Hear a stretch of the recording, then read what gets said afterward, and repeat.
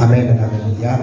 Bagaman mga kapatid, wala po tayo sa tema po ng serye, no? Kasi hindi po ako nag-prepare po ng serye ng pagtutulong ngayon kasi baka magkaroon kami ng conflict ni Pastor.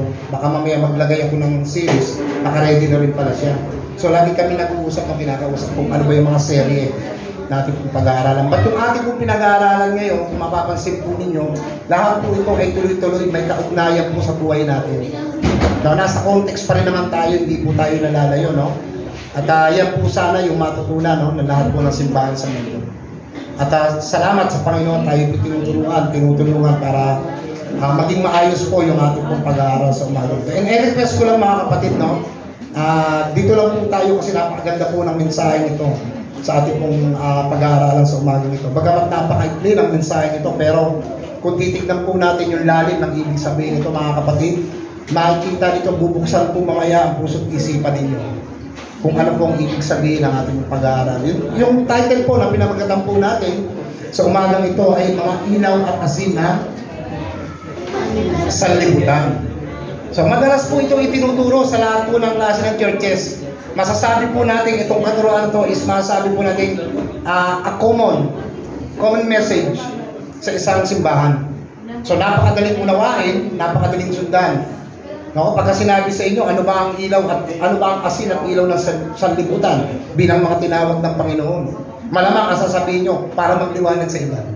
No? Ay yan naman po talaga yung foundation ng ating pong mensahe. Pero sa umagang ito mga kapatid, tignan natin yung likod ng itong mga mensahe na ito. Habang pinag-aaralan ko po ito mga kapatid, mas lalong nabubuksan yung aking puso't isipan na hindi po ganun kadali ang maging isang mananampalataya. Huwag po kayo madi-discourage sa hindi po mahirap maging mananampalataya. Alam nyo kung ano pinakamahirap sa mananampalataya? Yung ipamuhay yung salita ng Diyos. Kapag ka ikaw lumabas na, no? Outside this church, even sa bahay, yun po ang pinakamahirap sa lahat kasi po may challenge, no? So sa umagang ito mga kapatid, no, bago tayo pumunta dyan, no, para ma-refresh lang po tayo sa ating pong mga huling pinag-aralan, kung natatandaan po ninyo, lumago sa Panginoon mula po sa aklat po ni Pedro, no, chapter 2:11, no? Ang mga Kristiyano po dyan ay ang salita ng Diyos ay nilagtulan po sa isang gatas, di ba? Nung last week, di ba? Kapag ka ang mga Kristiyano daw ay madalas sinihimay o tinitikman, isinasa puso ang salita ng Diyos, ang sabi po ng Biblia, tayo po ay katulad ng isang sanggol na kapag ka tinitikman yung gatas, yung dalisay na gatas, tayo po ay lalago at lalago. Parang si Matmat, nagagatas na naman. Lumalago yung isang bata. Ganon din po tayo mga Kristiyano. So hindi lamang po natatapos sa kaalaman ng Biblia ang paglago dahil marami kang alam na verses. Alam mo, John 3:16. So hindi po. Ang paglago po ng isang Kristiyano sa araw-araw na buhay, may tinatawag po tayong maturity. Hindi lamang po kayo ay lumalago sa salita ng Diyos, kundi lumalago rin po kayo sa inyong pag-ugali, sa inyong pag-unawa sa loob at labas ng simbahan. And last challenge po natin mga kapatid, na kung gusto po lumago sa Panginoon, kailangan nyo pong mabago. Yun po ang ating naging huling mensahe nung nakaraan po ating pinag-aralan. Now, sa umagang ito mga kapatid, no, pag-aralan naman po natin yung aklat po ni Mateo in chapter 5 verse 3:16, no? So sa panahon po natin, no, sa pag-aaral po ng Biblia, no, may mga Kristiyano po, no, sa ating pong mga Kristiyano, marami pong ibinigay na termino o titulo sa mga mananampalataya pagdating po sa salita ng Diyos. So halimbawa, ang isang termino na binibigay po sa atin ay mga Kristiyano. No? It means the followers of Christ. Tayo po ay mga tagasunod ni Kristo. Meron din pong binabanggit ang Biblia na tayo po ay kanyang mga alagad, no? Disciples. Ang ibig sabihin po, tayo po ay tagapagsilbi, tagasunod. Alala niyo ba sa Santiago, na kapatid ng ating Panginoon sa Kristo, sumulat ng Book of James? Di ba sa unang talata niya, ang binabanggit niya, ako si Santiago na alipin ni Kristo. It means alagad. Sa panahon natin, pag sinabi mong alipin, mababang tingin. Hindi po. Sa Biblia po, pag sinabing alipin, tagasunod, tagasilbi. No, yan po yung ibig sabihin. No? Meron din tayo, binabanggit din tayo ng Biblia. We are a temple of God. Why? Kasi po sa atin po nananahan ang banal na Espiritu. So bukod pa po dito, binabanggit din tayo ng Biblia bilang mga tupa ng Diyos. Bakit po tayo binanggit ng mga tupa ng Diyos? Sapagkat ang tupa, narinig niya ang boses ng kanyang amo. Sinusunod niya, tayo ay masunurin sa ating Panginoon. And lastly po, binabanggit din po tayo, the bride of Christ. Na ang ibig sabihin po, tayo po ay mga asawa ni Kristo. Dahil tayo pong lahat ay iniligtas, nilinis sa ating mga kasalanan. So yung po yung mga termino na binabanggit po, no, sa Biblia.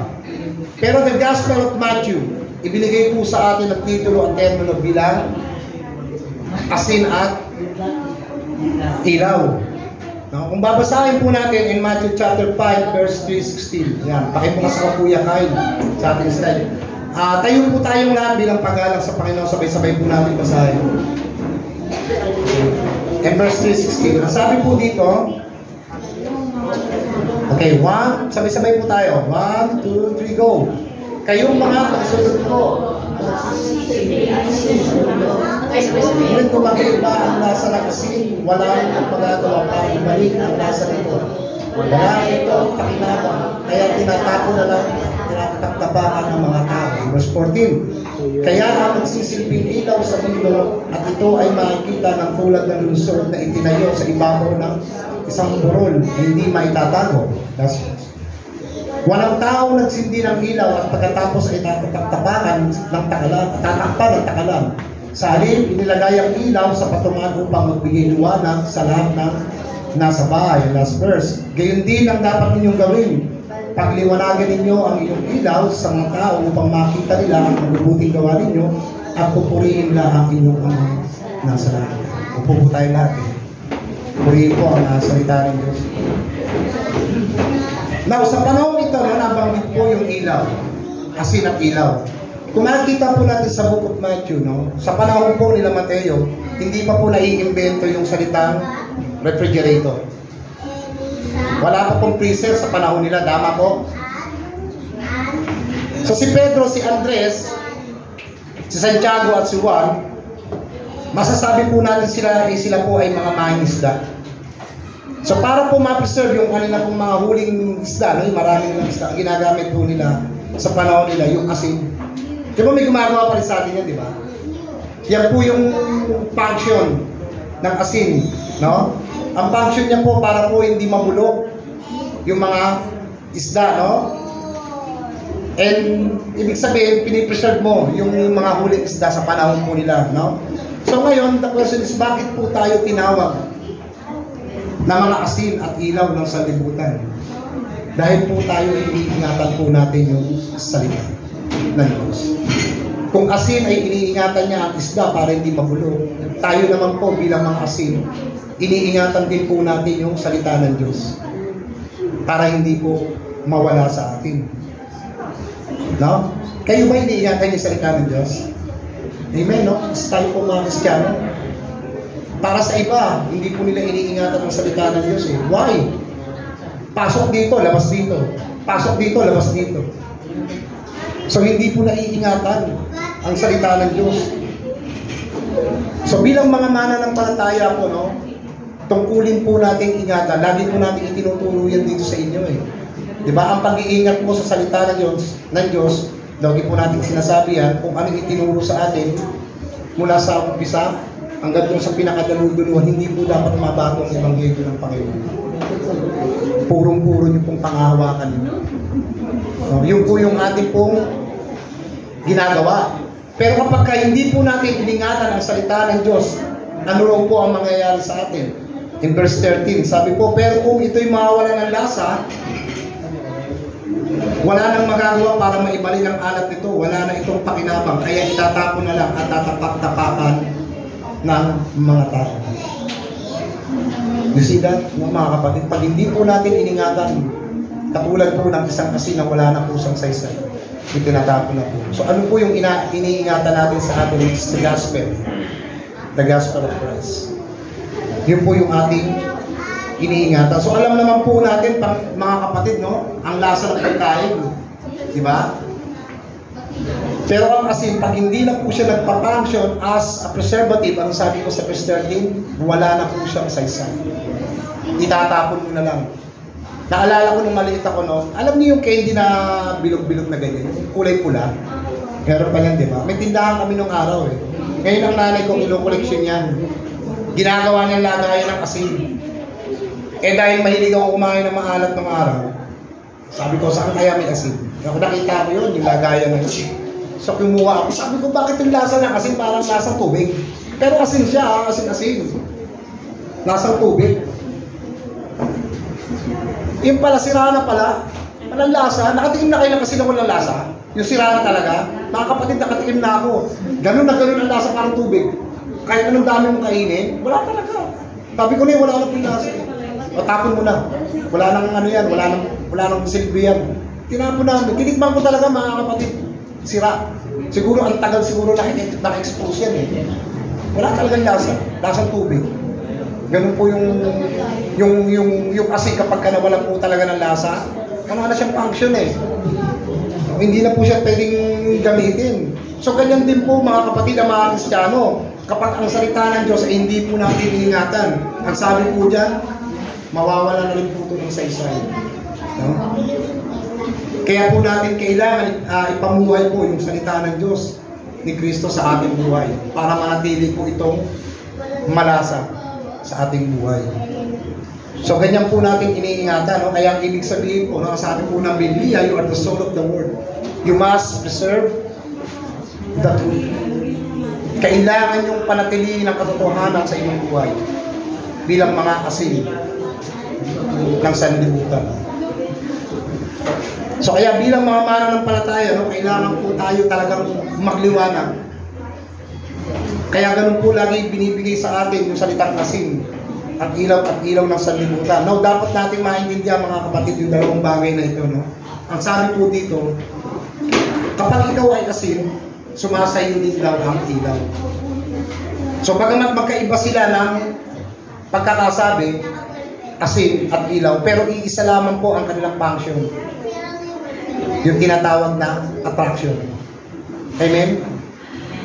Pag masarap ang lasa, sarap nito di ba? Pag ang ilaw naman ilagay mo sa gitna ng kadiliman, ma-attract ang maraming tao. Ang ganda naman ng ilaw, kahit yung mga Christmas light, kahit hindi nakaka-attract. Bagamat magkaiba yung sinabi, asin at ilaw, pero iisa lamang po ang function nila. Magbigay ng attraction sa iba. And number 2, dahil sa pag-iingat ng salita ng Diyos, meron kang maibabahagi sa ibang tao. Pero kung hindi mo iingatan ang salita ng Diyos, ang sabi dito, wala kang mababahagi sa ibang tao. Now, kung wala kang maibabahagi sa ibang tao, anong tawag sa'yo? Magiging katulad ka rin nila. Same lang kayo. No? Ano pong ibig sabihin, mga kapatid, no, na tayo po ay nagsisilbing ilaw sa mundo? No, napakalalim po kasi usapin yan eh. No, kung babasahin po natin yung 14 to 15, yung original text po natin, masabi dyan, kayo ang ilaw ng mundo na hindi ikukubli. Katulad ng isang lungsod na nasa tuktok ng burol. Walang taong nagsindi ng ilaw at pagkatapos ay tatakpan ito ng takalan. Salib, inilalagay ang ilaw sa patungan para magbigay ng liwanag sa lahat ng nasa kadiliman, no?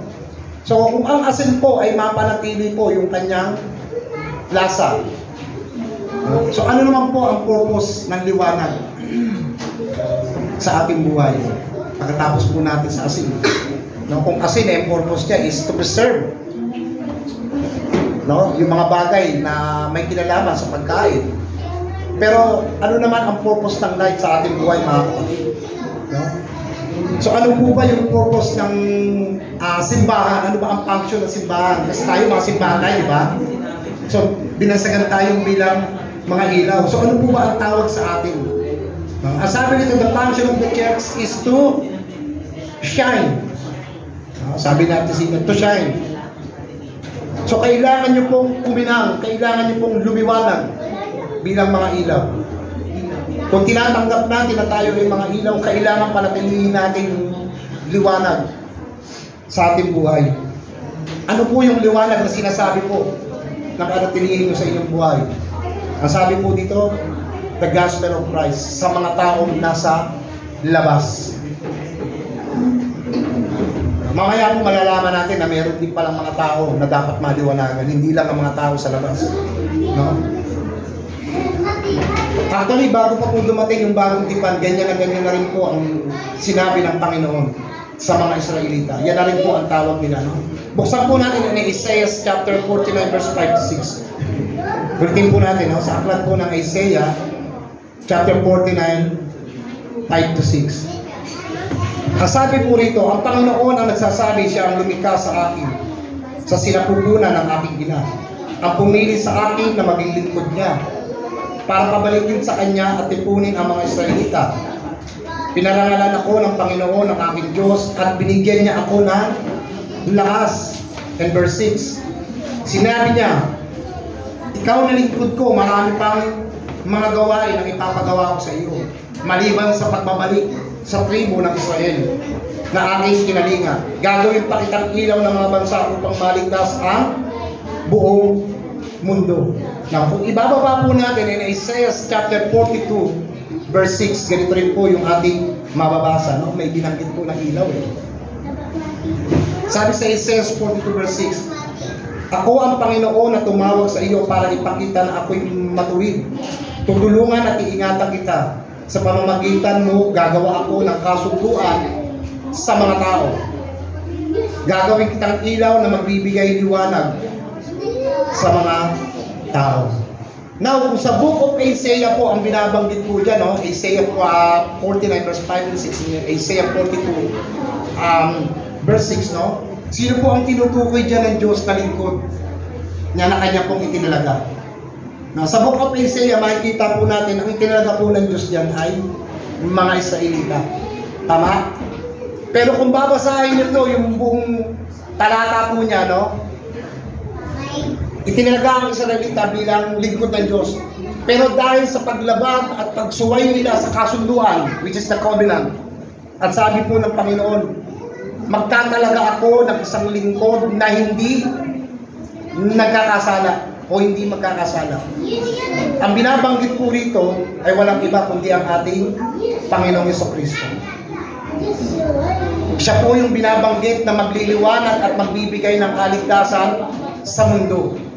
Kung matatandaan po natin mga kapatid yung sinabi ng ating Panginoong Jesucristo sa John 8 verse 12. Nabuksan po natin in John 8 verse 12. Ito po ang sabi ng ating Panginoon. Muling nagsalita si Jesus sa mga tao. Ako ang ilaw ng mundo, ang sino mang sumusunod sa akin ay hindi na mamumuhay sa kadiliman, dahil sa kanya ang ilaw na gumagabay patungo sa buhay. No? Pero ang tanong po dito, no, sa book of Isaiah, ito po ay tumutukoy kay Kristo as a true Israel. No, bakit naman po itinuturing ng Biblia na tayong lahat ay mga ilaw? No? Kasi unang-una po si Kristo po ay templo ng Diyos. Siya po yung tinatawag na ilaw ng Diyos. At dahil po sa pag-ugnayan natin sa Panginoon, bilang pagkakasundo natin sa Panginoon, tinanggap natin siya bilang Panginoon, tagapagligtas, itinuring tayo ng Panginoon bilang mga tupa. Ano sabi ng Panginoon? Nananahan sa inyo ang banal na Espiritu at kayo ay magiging ilaw ng sanlibutan. No? Ganon din po tayo itinuring. Kung si Kristo ay itinuring bilang templo, ganon din po tayo itinuring ng Diyos. Diba? Dahil siya ang tunay na templo, ano sabi ng Panginoon sa atin? Kayo ay templo ng Diyos, nananahan sa inyo ang aking Espiritu.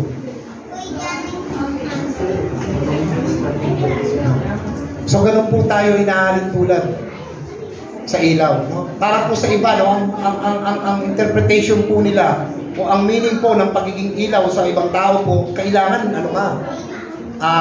maging matulungin ka. Maging mabait ka. Dapat mahusay ka makipagkapwa-tao. No? Yan po yung interpretation nila bilang isang ilaw. Pero mga kapatid, yung sinasabi ko po rito, yan po ay bahagi lamang ng inyong testimonya. No? Dahil alam niyo ba kung bakit? Kapag naunawaan po ninyo ang asin at ilaw ng sanlibutan, ito po yung medyo ng damdamin. Maraming mga tao po ang lalayo sa inyo. Kapag naunawaan po ninyo ang pagiging asin at ilaw ng sanlibutan. Mamaya po, i-explain ko po sa inyo yan. Kung bakit po. Now, ano po ba ang ibig sabihin ng ilaw ng sanlibutan? Buksan po natin sa Efeso, chapter 5, 7 to 11. Mula po sa aklat ng Efeso, kapitulo 5, versikulo 7 hanggang 11. Ito po ang sabi ng Apostol Pablo sa mga taga-Efeso. Huwag kayong makikibahagi sa ginagawa ng mga tao ito. Dati namumuhay kayo sa kadiliman, ngunit ngayon ay naliwanagan na kayo dahil kayo nasa Panginoon na. Ipakita ninyo sa inyong pamumuhay na naliwanagan na kayo. Sapagkat kung ang isang tao ay naliwanagan na, makikita sa kanya ang kabutihan, katuwiran at katotohanan. Alamin ninyo kung ano ang nakalulugod sa Panginoon. And last verse 11, huwag kayong makikibahagi sa mga walang kabuluhang gawain ng mga taong nasa kadiliman. Sa halip, ilantad ninyo ang kasamaan nila. Mga kapatid, kung halimbawa ba, ito is example, tanong ko kay Roger kagabi, Roger. Na-invite kayo sa isang gathering, sa isang birthday, reunion, binyag, dibu, o may kinalaman sa isang gawain na makakasama ninyo yung mga hindi ninyo kapananampalataya. Now the question is, masama bang makisama sa kanila? Hindi. No? Ang sagot po dyan, depende sa motibo mo.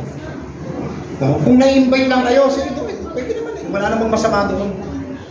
Tinawag nga tayo para sa kadiliman eh. Tapos sasabihin mo, Kuya Diyos, hindi pwede makisama. No? Pero kung lalim po ng pag-aaralan bilang asin at liwanag po, depende po sa motibo mo. Kung gagawin mo yung isang bagay na ginagawa mo para maglibang lang, katulad ng isang hindi mananampalataya, ano sa tingin mo? Katulad ka rin nila.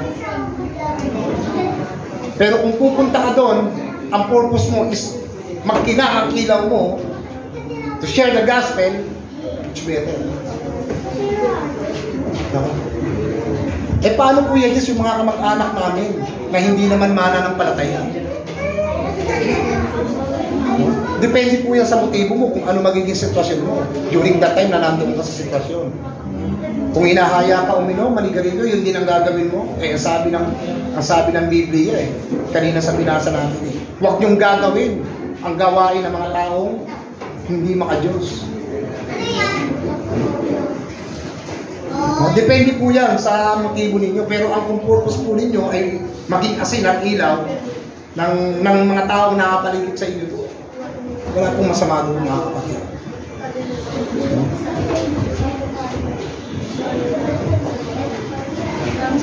Kasi marami ang nagsasabi, paano yung mga mahal namin sa buhay na hindi naman mananampalataya, pwede ibig sabihin, huwag na kami makisama sa kanila. Hindi po, mga kapatid. Kung ang purpose mo doon ay ibahagi ang salita ng Diyos, ang gospel ng Panginoon, dahil alam mo sila ay mauulog sa apoy, yun ang kailangan mong gawin. Hindi para gawin yung ginagawa ng iba.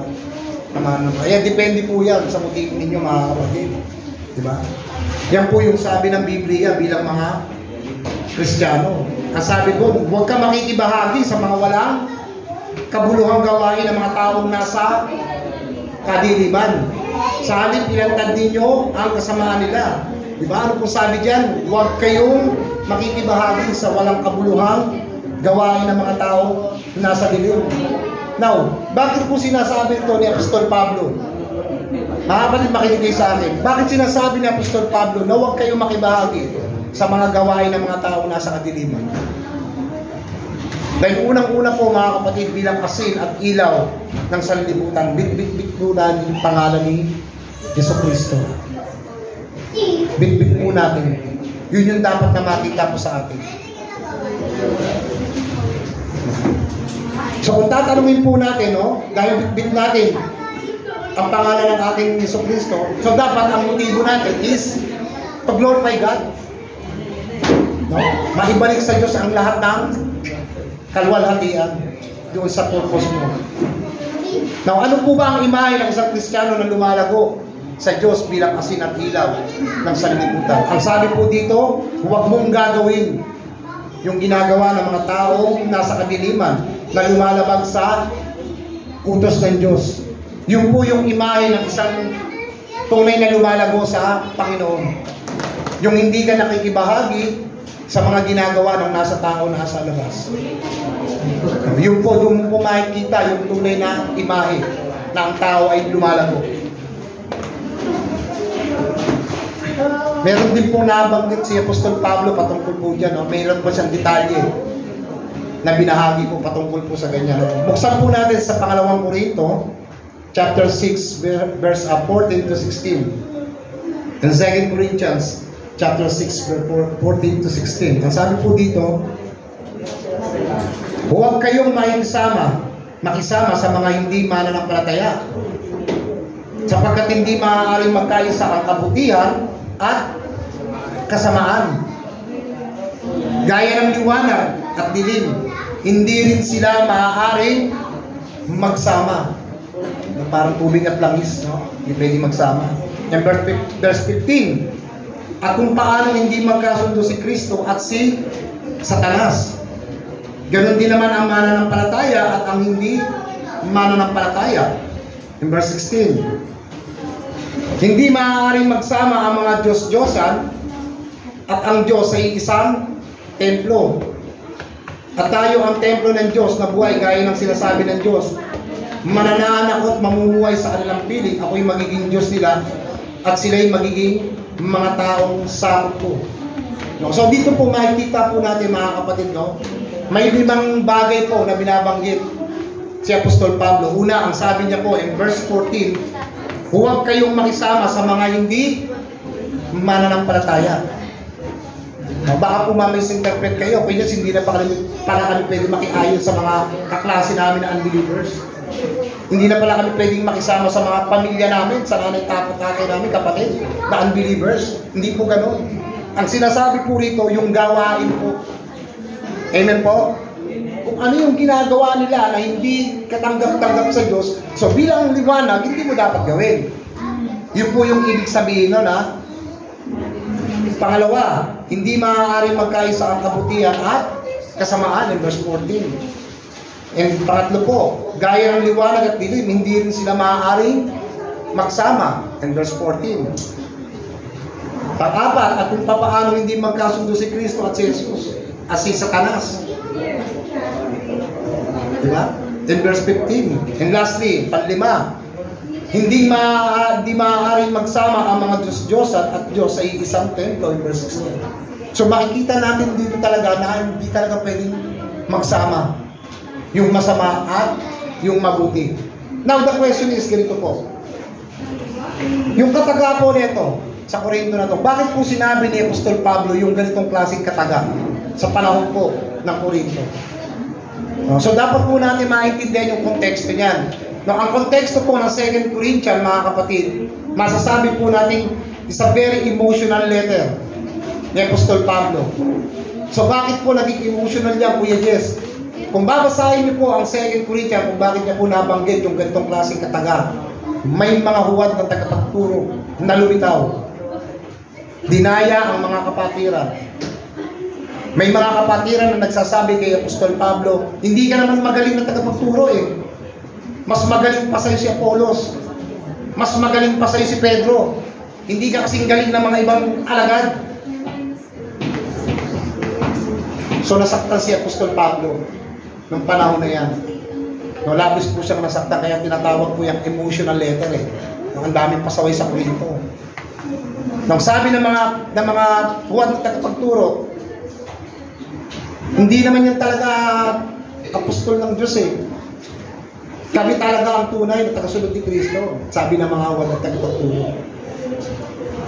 At yun po yung naging pananaw ng mga Kristiyano diyan sa Corinto. Kaya ang sabi sa kanila ni Apostol Pablo, ito po ang sabi ni Apostol Pablo sa kanila, mas pinaniniwalaan ninyo yung mga taong hindi mananampalataya kaysa sa katulad namin.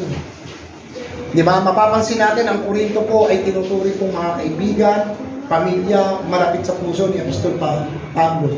Tinuruan, pinalago. Pero nung dumating po yung mga hindi kapananampalataya, ano ginawa ng mga may mga Kristiyano? Mas pinakinggan nila yung mga huwad na tagapagturo kaysa sa tunay na nagtuturo ng Ebanghelyo. Kaya nasabi ni Apostol Pablo ito, hindi pwede magsama ang masama at ang mabuti. Hindi pwede magsama ang Diyos-Diyosan at ang Diyos ay isang templo. Kaya kung nasa iyo si Kristo, dapat si Kristo lang nasa iyo. Amen po? So yun po yung background po ng 2 Corinthians. So makikita po natin dito na huwag po tayo makikasama sa mga hindi mananampalataya. Yung kanila pong gawain. Tayo po ay tinawag sa kanila para magsilbing ilaw. Hindi para gawin yung ginagawa ng isang hindi mananampalataya. So bilang asin ng sanlibutan, huwag po tayong makipamatok sa hindi natin kapananampalataya. Yan po yung magiging topic natin next week. No? Sa hindi natin kauri. So madaling salita mga kapatid, no? Kung mapapansin po natin, no, huwag makikisama sa hindi kauri. It means may mga tao po talagang tatanggap ng Ebanghelyo at meron po talagang hindi rin tatanggap sa Ebanghelyo. So magiging dalawa lang po talaga ang tao. Kay Kristo, kay Satanas. Yun lang po ang magiging estado ng mga tao. Now, kung ang purpose mo, naimbitahan ka na doon, no? Sa isang kasiyahan kanina, pero kung gagawin mo ang gagawin ng isang hindi mananampalataya, ano po ang sabi ng Biblia? Ang asin mo ay nawalan na ng panlasa. So kung gusto po natin manatili yung asin sa ating buhay o liwanag sa ating buhay, kailangan po natin tumindig. Kailangan po natin itong pakilangin sa ating buhay. So kapag po ang isang mananampalataya ay ginawa ang isang bagay na ginagawa ng hindi mananampalataya, tanungin ko kayo, anong tawag sa inyo? Betrayal. Mga traitor po tayo. Why? Si Judas Iscariotes, kabilang sa pamilya ng Diyos. Pero anong nangyari? Pinagkanulog niya si Kristo. It means hindi talaga nila ito kasama. Hindi talaga nila ito kauri. Amen po? So ganyan po tayo kapag ginawa natin isang bagay na hindi dapat gawin ng isang mananampalataya, ang tawag po doon, tinatraitor po natin ang Panginoon dahil po natin ang pangalan ng ating Panginoon Kristo sa ating buhay. So napakabigat po ng tungkulin. Kuya Diyos, ang hirap pala maging po naging Christian. Ang hirap pala talaga maging mananampalataya. Hindi po mahirap mga kapatid. Napakasimple lang po. Ang kailangan mo lang po talagang gawin, kailangan mo lang po talagang mabago.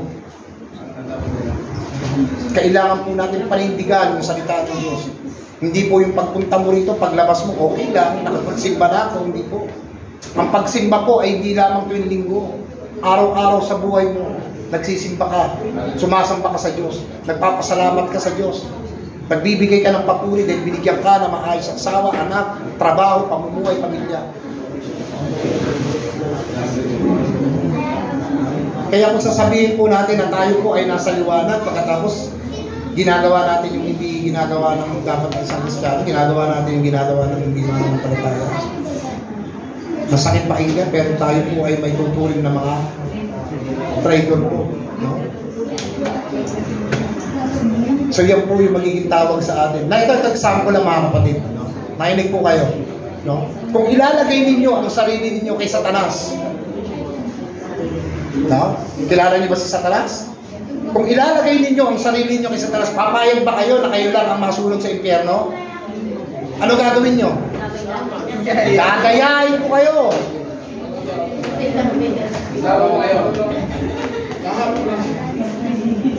Okay na itong mga unbelievers eh. Sabi ni Satanas eh, pasok ako sa simbahan. Doon naman ako ngayon mandadaya. Damay-damay na to. Amen po? Ganyan ang trabaho ni Satanas. Mandaya, manlinlang. Mandaya, manlinlang. Mandaya, manlinlang. Wala naman siya ibang trabaho eh. Kundi mandaya, manlinlang. Yun lang. Hindi siya papayag na siya lang masunugin eh. No? So may sinasabi rin po si Apostol Pablo diyan. Buksan po natin sa pangalawang Korinto, in 2 Corinthians chapter 4, verse 3 and 4. Ito po ang sabi ng Apostol Pablo. Ngunit kung may mga hindi nakakaintindi sa magandang balita, sa aming pinapayag, ito ang mga taong namamahamak. It means yung mga nalinlang. Okay? And 4. Ayaw nilang maniwala sa magandang balita dahil ang kanilang isipan ay binulag ni Satanas na naghahari sa mundong ito. Binulag niya sila upang hindi maintindihan ang magandang balita tungkol sa kapangyarihan ni Kristo na siyang larawan ng Diyos. So makita po natin, may ginagawa po talagang trabaho si Satanas. Binubulag niya yung mga tao. Papanalunin kita rito. Pero kailangan asambahin mo ko. Nalaman mo na ang katotohanan. Pero nung binigay sa iyo ang isang napakagandang bagay, sino pinasalamatan mo? Yung ibang Diyos. Bakit? Nilinlang ka eh. Akala mo sa kanya galing yun? No. Nilinlang ka niya. Ang pasasalamat na dapat ibigay mo ang biyaya sa Panginoon sapagkat ang lahat ng biyaya ay sa Diyos nanggagaling. Mas pinasalamatan mo pa yung Diyos ng iba dahil nakatanggap ka ng isang biyaya na akala mo siya ang nagbigay. Nung panahon na yun, bakit ka naging matagumpay sa panahon na yun? Dahil sa talino mo. Saan galing ang talino mo? Sino nag-create sa'yo? Sa nanay at tatay mo, kay Eva at Adan? Ang Diyos. Ang Diyos ang naging source lahat yan. Pero mas pinasalamatan mo pa yung ibang Diyos kaysa tunay na Diyos. No? Medyo no? Medyo parang nakaka-guilty sa buhay natin yung ganyang bagay. Tandaan natin mga kapatid, lahat ng bagay dapat tayo magpasalamat sa Diyos. Dahil tayo ay mga liwanag. So kung ang tanong ko sa inyo mga kapatid, ano po ang makapagbubuka sa puso't isipan ng tao? No, ang susi dyan is the light. Yung liwanag. Liwanag po ng ano? The light of the gospel of our Lord Jesus Christ. Kapag yan po ang naunawaan natin mga kapatid, bubuksan ito ang pagkatao. Doon mo makikita talaga yung tunay na buhay ng isang mananampalataya. Ito po ang isa sa mga pinakamasakit na salita na challenge po sa atin mga kapatid. Hindi po pwedeng half light ka, half darkness ka. Pag Sunday, tatakas ka ng kamay. Pag pray ka, kasama ang mga mananampalataya. Pagdating ng Monday to Friday, kasama mo naman yung mga hindi mananampalataya. Ginagawa mo naman yung hindi mananampalataya. So anong tawag sa'yo? Balimbing na. Kalahati liwanag, kalahati dilim. Sabi ni Apostol Pablo hindi po pwedeng magsama ang Diyos-Diyosan at Diyos ay isang templo Sino ba ang templo ng Diyos? Kung tayo ang templo ng Diyos, dapat lahat ng panahon kasama natin si Kristo. Hindi po pwedeng half light ka, half darkness ka naman. Kuya Diyos, baka pwede namang mag-relax-relax sa paminsan-minsan. Masarap mag-relax mga kapatid kasama ang mga mananampalataya. Mas masaya. Amen po? No? Liliwanagin natin baka ma-misinterpret kayo. Hindi ko sinasabing huwag na kayo makisama sa mga unbelievers. Yung po ang purpose ng ilaw at asin Yung sinasabi po rito yung gawain. Yung ginagawa nila na hindi mo na dapat ginagawa. So kung ang purpose mo para maliwanagan ang tao ito dahil alam mo mahuhulog sa apoy, gawin mo yung responsibilities mo. No? Yun po. Kasi kung binigyan ka ng ilaw ng Panginoon sa buhay, katakas ang kamay, sino binigyan ng ilaw? Kung binigyan ka ng ilaw ng Panginoon, dapat may burden ka rin sa iba na magliwanag din sa iba. So ano ibig sabihin nun? Ibahagi mo rin yung natutunan mo sa iba. Kung ilang kayo sa pamilya, 4 kayo, 8 kayo sa pamilya, kasama kaibigan, dumalaw. Ang tanong, nagliliwanag ka ba? Naipapakita mo ba ang liwanag sa kanila? O pagkasama mo ang pamilya mong hindi mananampalataya, eh ganun ka rin. Alam niyo mga kapatid, nung binabasa ko po ito, nililibyo ko, tinext ko agad yung kapatid ko. Oo. Tol, may simbahan ba na Christian dyan? Meron mga kasama ko ba, Christian, sa ibang bansa ko. Sabi ko, alisin na natin yung ating nakakistan. Wala na tayo dyan. No, sa madaling salita, nag-share ako sa kanya, maririnig niya po ito eh. No, nagbigay ako ng mga supporting verse natin. And this is the time, Tol, na kailangan natin si Kristo lang ang ating panampalataya at hindi yung ating reliyon. Kasi po nabubuksan yung aking puso at isipan. Na kapag ka po tayo ay pumunta sa isang lugar na kasama ang hindi mananampalataya, kailangan mong magkinang. Kailangan mong kuminang. No? So bilang kasi natiwanag ng sanlibutan, you see it for the light of Christ. Gamitin niyo po ito. In what way, Kuya Jess? Facebook, Instagram, whatever. Gamitin nyo yung mga bagay na yun.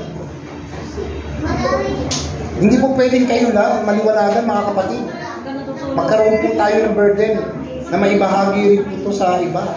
Minsan, di ba, masasabi mo, Kuya Jess, gusto ko magbahagi ng ebanghelyo eh. Hindi mo naman sinasabi. May pagkakataon ka na, hindi mo naman sinasabi. Di ba? Maging mga kasamahan po natin sa iglesia. Hindi lang, ang konteksto po nito, hindi lamang po natatapos sa mga hindi mananampalataya. Tandaan po ninyo, may mga kapatiran na nangihina. Amen? Kailangan nyo rin magliwanag sa kanila. Kailangan nyo rin i-encourage sa kanila. Dahil responsibilities po natin sila. Now, the question is, eto na. Now, bakit po ganyang kagrabe ang tungkulin ng isang ilaw na sanlibutan? Grabe Bakit po ganyang kagrabe? Mga kapatid, ito pong verses na ito na babasahin po natin, alam nyo. Ito po ang magbubukas ng puso at isipan ng mga tao na Kristiyano. At kapag paulit-ulit nyo pong binabasa itong versikulo na to, itong Bible verse na to, dito nyo makikita yung lalim ng pangunawa ko sa ebanghelyo ng ating Panginoon sa Kristo, na kung bakit kailangan nyo maging ilaw sa iba. Buksan po natin sa aklat po ng Ezekiel chapter 3 verse 17 to 19. Sino nakakalam ng ano na yan? Madalas yung sinasabi ng ibang mga mangaral. Ito po kung bakit kagrabe ang tungkulin mo bilang isang ilaw ng sanlibutan. Basahin po natin number 17. Anak ng tao, ginawa kitang bantay ng mga mamamayan ng Israel. Kaya ang anumang marinig mo sa akin ay sabihin mo sa kanila. And verse 18. Kapag sinabi kong mamamatay ang taong masama pero hindi mo siya binalaan o pinagsabihan lumayo sa kasamaan upang maligtas, mamamatay ang taong iyon dahil sa kanyang kasalanan at pananagutan mo sa akin ang kanyang kamatayan. And verse 19. Ngunit kung pinagsabihan mo siya at hindi siya lumayo sa kasamaan, mamamatay siya dahil sa kanyang kasalanan pero wala kang pananagutan sa atin. So dito makikita po natin mga kapatid, no? Hindi lamang po ito tumutukoy, maaaring unbelievers ang binabanggit dyan. Pero hindi lamang po matatapos sa unbelievers yan. Maging sa mga Kristiyano rin na dumaranas po ng mga panghihina, panlalamig, yung mga naliligaw na kanilang mga pananampalataya. Kailangan nyo rin pong gawin sa kanila, i-encourage sila. Yun po yung responsibilidad natin, no? So, well, alam naman natin talaga lahat ay dumaranas ng ganyan. Pero dapat po natin talagang kailangan manindigan bilang mga ilaw at asin ng sanlibutan. So, bakit po yung nasabi? Buksan uli natin, Kuya Kyle, sa Ezekiel chapter 3, 19 to 21. Ezekiel chapter 3, verse 19 to 21. Masabi sa verse 19, kung pinagsabihan mo siya at hindi siya lumayo sa kasamaan, mamamatay siya dahil sa kanyang kasalanan, pero wala kang pananagutan sa akin. In verse 20, kapag ang taong matuwid ay tumalikod sa kanyang pagiging matuwid at hahayaan mo siya sa ganoong kalagayan, mamamatay siya. Kung hindi mo siya pinagsabihan, mamamatay nga siya dahil sa kanyang kasalanan. At hindi ko aalalahanin ang kanyang mabubuting gawa. Ngunit pananagutan mo sa akin ang kanyang kamatayan. Ngunit kung pinagsabihan mo siyang tumigil na sa pagkakasala at nakinig sa iyo, hindi siya mamamatay at wala kang pananagutan sa akin. So ang liwanag po na binabanggit ko rito is both outside and inside the church. Maging sa tahanan ninyo. Kung ang araw-araw kasama mo mga kapatid mo, pamangkin mo, nanay mo, tatay mo, best friend mo, hindi mo binabahagian ng salita ng Diyos, ang sabi rito, pananagutan mo sa akin. Dahil may chance ka nang sabihin eh. May taong naghihingalo. Hindi, hintayin natin si brother ganito, mas magaling mag-prayer yun eh. Mas may kapangyarihan yun kaysa sa akin. Eh paano yung tao to, best friend mo to? Pamilya mo. Hindi mo ba sila pag-pray? Hindi mo siya share ng gospel? Ang sabi sa Ezekiel, pananagutan mo. Amen po? Ganun po kabigat ang tungkulin natin mga kapatid. Pero kung nag-share ka sa kanya, Reggie, hindi niya pinakinggan yung sinishare mo, ayaw niyang tanggapin, okay lang yan. Nagawa mo yung part mo eh. So wala kang pananagutan, ang sabi dito ng Panginoon. No?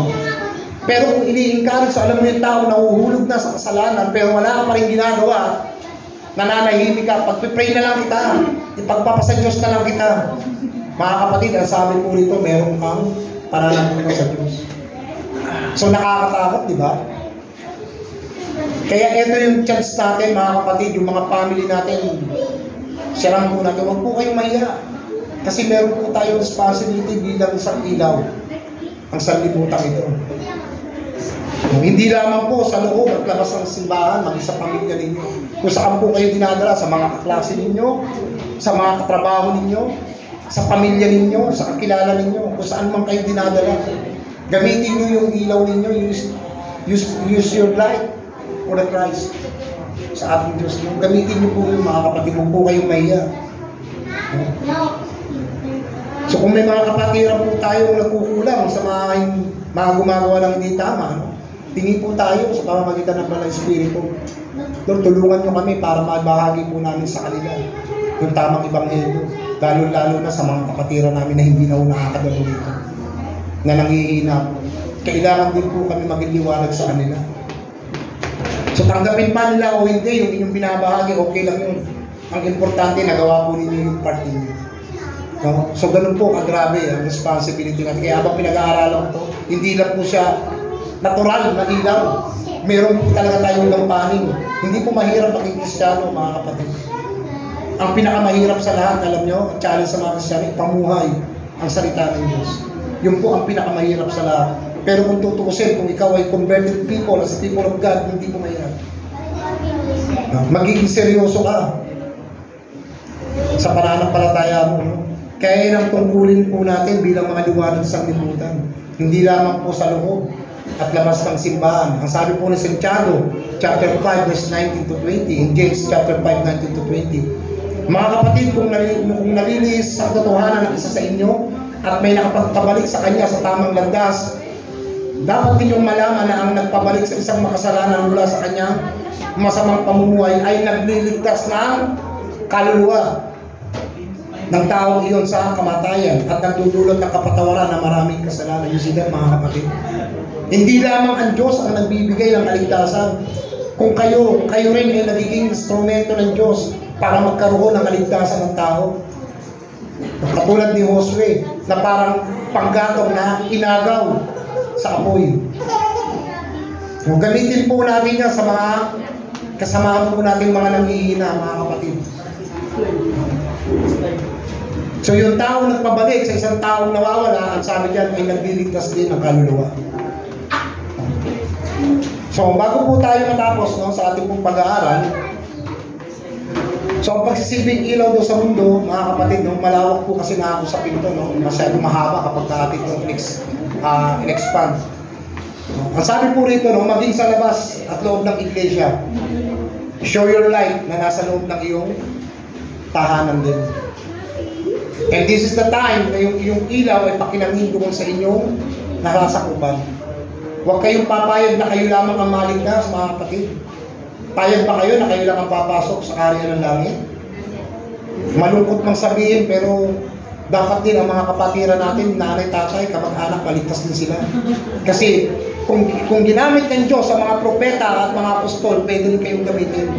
Wala pang imposible sa Diyos, mga kapatid. No? Kaya tungkulin po ng ilaw ay napakabigat po talaga na tungkulin ito sa mga kapatid sa ating pong mga mananampalataya. At ang itinuturo po sa atin dito, ang sabi nito, is to be like Jesus in every single day. Maging katulad kayo ni Kristo sa bawat araw. Makita si Kristo sa inyo sa bawat araw ninyo. Inyong pamumuhay. No? Kayo po ang ibig sabihin ng pagiging ilaw ng sanlibutan. No? Ano pa ba ang ibig sabihin ng pagiging ilaw ng sanlibutan? No? Ipakita mo si Kristo sa iyong buhay. Meron pa ho dito. Sa pamamagitan ng mga paggawa ng kabutihan at pangangaral ng salita ng Diyos, pagiging masigasig ninyo sa ministeryo ni Kristo, show your life. Kung anong ministeryo kayo dinala, show your life. Ipakita niyo mo kung saan po kayo dinadala. Dahil ano po ang magiging resulta na ito? Kapag lagi po kayo kumikinang, mga kapatid. Ang sabi po dito, let your light shine that men may glorify God from your good works. Tayo po tayong lahat. Basahin po natin in Mateo chapter 5 verse 16. Huling po natin verses. So, sabay-sabay po natin basahin, mga kapatid. In Matthew chapter 5 verse 16. Now, ito po yung resulta kapag po kayo ay laging kumikinang. Sige. 1, 2, 3, go. Matthew 5 verse 16. Okay. Okay. Hindi po, 5:16 lang po ng Matthew. Tama ba? Matthew 5:16. Okay. Okay, 1, 2, 3, go. Gayon naman, pagliwanagin ninyo ang inyong ilaw upang makita ito sa lahat. Sa gayon, masaksiyan nila ang inyong mga mabubuting gawa at luluwalhatiin nila ang inyong amang nasa langit. The question is, saan po nang gagaling ang good works lang? Kay Jesus. Kaya bit po ninyo ang pangalan ng Jesus. Lagi po tayong magliwanag, mga kapatid. Yun po yung responsibility natin. Mabigat, pero kailangan po natin gawin. Amen po? Let's pray. Panginoon, salamat po sa oras.